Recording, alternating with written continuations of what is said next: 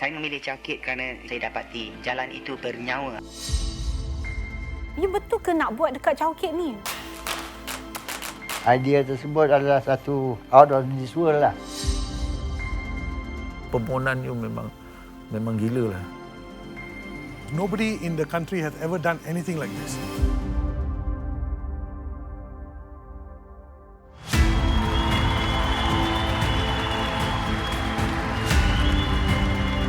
Ya Allah, kata, tak sangka begini ramai manusia.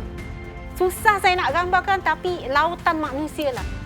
Then so they talk about coming onto stage like from the sky.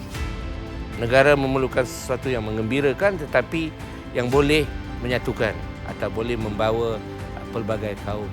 You don't feel tired, memang terasa tired.